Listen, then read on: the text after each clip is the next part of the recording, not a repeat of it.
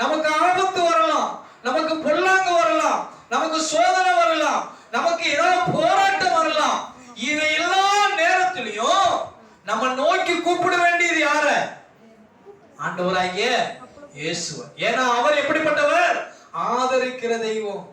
ஏன்னா பிதாவாகிய தேவன் கிறிஸ்து இயேசுவை குறித்து சொல்கிறாரு, நான் ஆதரிக்கிற என் தாசன். அந்த ஆதரிக்கிற தாசன் நம்மள ஆதரிக்கிறாரு, மறந்துடக்கூடாது. அவர் எப்படிப்பட்டவர்? ஆதரிக்கிற. போலீஸ்காரர் என்ன சொல்லுவோம்? போலீஸ்காரன் சொல்லுவோம். வக்கீல் என்ன சொல்லுவோம்? வக்கீல்னு சொல்லுவோம். டாக்டர் என்ன சொல்லுவோம்? டாக்டர்னு சொல்லுவோம். இன்ஜினியர் என்ன சொல்லுவோம்? கொத்தனார் வேலை பார்க்கிறவங்கள கொத்தனார்னு சொல்லுவோம். வேற டீச்சர் என்ன சொல்லுவோம்? டீச்சர்னு சொல்லுவோம். வேற என்ன இருக்கு?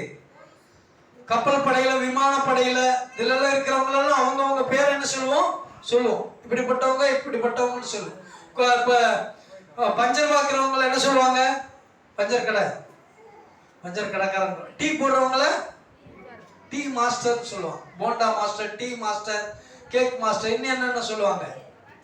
ஒருத்தவங்க ஒரு பேர் இருக்கும். அவங்களுக்கு என்ன செய்யும்? ஒரு இப்போ இந்த வீடை கட்டுறாருன்னா என்ன சொல்லுவாங்க?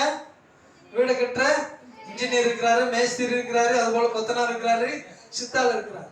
ஆனா இதே போலதான் ஆதரிக்கிறதுக்கு தேவன் இருக்கிறார் என்பதை நீங்க என்ன செஞ்சிடக்கூடாது. சின்ன சத்தியம் தான், ஒரு ஈஸியானதான். ஆனா இது ரொம்ப ஆழமானது.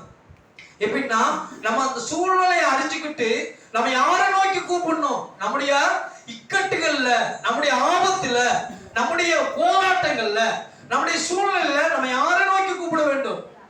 ஆண்டவரை நோக்கி. நமக்குன்னு ஆதரிக்கிற, நம்மை ஆதரிக்கிற தேவன் இருக்கிறார் என்பதை மறந்துட போயிடக்கூடாது. அதனால அவரை நோக்கி கூப்பிடணும். சங்கீதம் 55 வாசிங்க.